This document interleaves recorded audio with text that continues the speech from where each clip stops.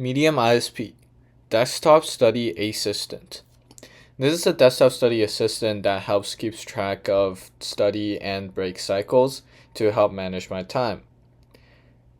It has a ring of LEDs that shows progression of time as well as the 4-digit 7-segment display in the middle. And it has an LCD screen to display the options and a rotary encoder and a button to select them. So this is the prototype of the circuit that controls the ring of LEDs. Basically, if I turn this pot, it will gradually light up and they will light up and turn off one by one. And basically, this pin right here is the microcontroller outputting an analog write, which is a PWM signal, and then this low-pass filter created by this resistor and this capacitor converts it into a constant analog voltage, which goes into the negative pin of all of these comparators. For these comparators here, I'm using LM339, which are quad comparators, so basically 5 times 4 equals 20 LEDs controlled. And as that voltage is being controlled, I also created this resistor ladder using 1% resistors, and there are 1 kilo ohms. So this splits the voltage into basically 20 points, where the voltage is all divided equally into 20 points, and all the points on this resistor ladder are connected to the positive pins of all of these comparators. So basically the positive is compared to the negative, and if the positive is greater than the negative, the LED will light up. So that is how this is lighting up. And when I get to the max here, how I'm able to get these here to all light up individually instead of having 5 of them lighting up at once is because the LM339 needs some headroom. So the voltage right here outputting has a max of 5 volts, but right here I have a battery connected. You can't really see it, but it's up here. It's a 9 volts battery. So basically that gives us some headroom so that the top few LEDs will light up individually instead of having 3 of them lighting up together. So this is my complete breadboard prototype, and it's basically a few components added on top of the previous circuit.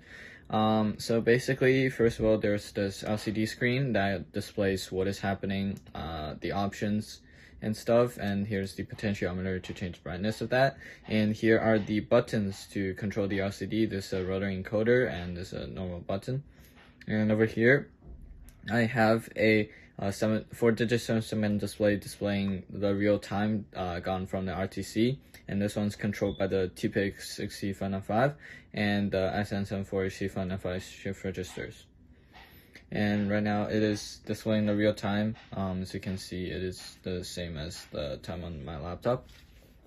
And finally, there is this buzzer right here that beeps when a study cycle ends or starts. So basically, I can use this rotary encoder to select between the stuff, and I can click in and change the time.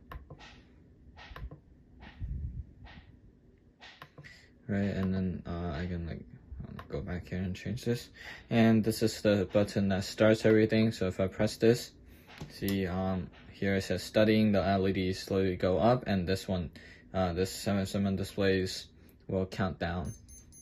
And then right here there's break time, and yeah, and you could hear the buzzer go off as the study cycle and the break cycle starts or ends. How I control this 4-digit 7-segment display is through a TPIC6C595 and an SN74C595. So these pins are the digit pins. When I pull them low, the digit will be selected. So I'm using a TPIC shift register for that. And these pins in blue arrows, they're the segment. And when I pull them high, they will be selected, and the segments will display on the digit that is selected. So that's why I'm using an SN74C595 shift register to control these. So for this PCB, I basically put every component on it except for the RTC.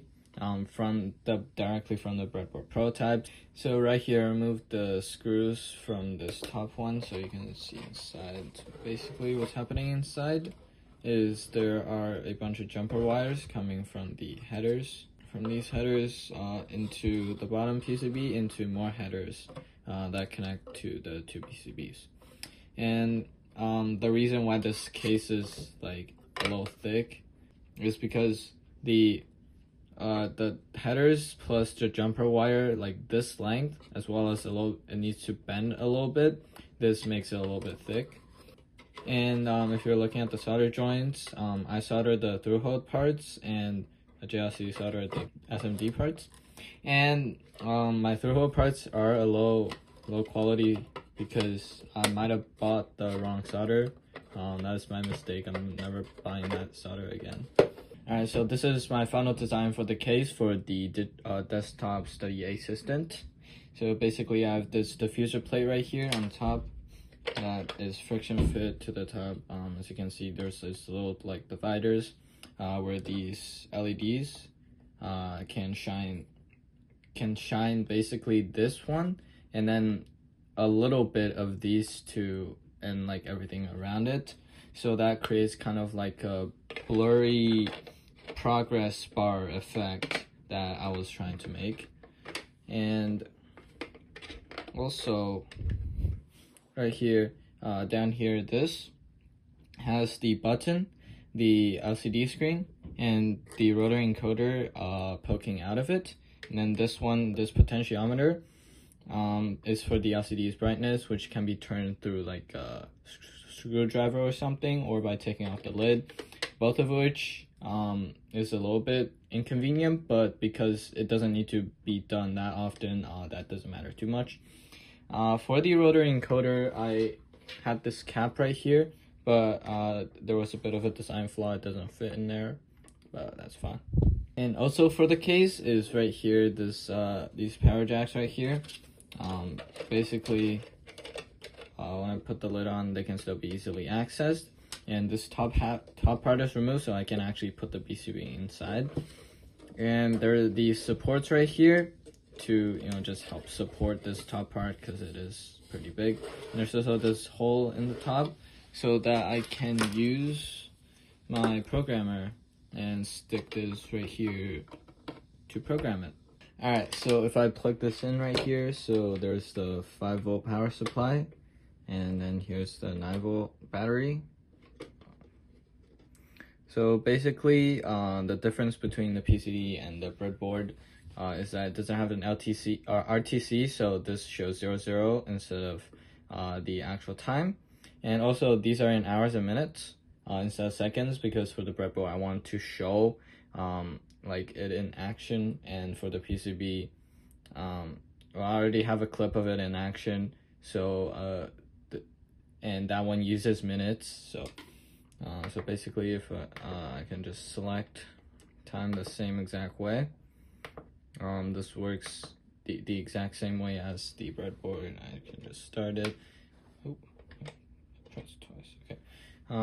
I'm just start it, says studying, and then the phone camera doesn't capture the 7-segment display that well, but when I'm looking at it in person, this is showing like a stable time, although it is slightly dim, but it is still very visible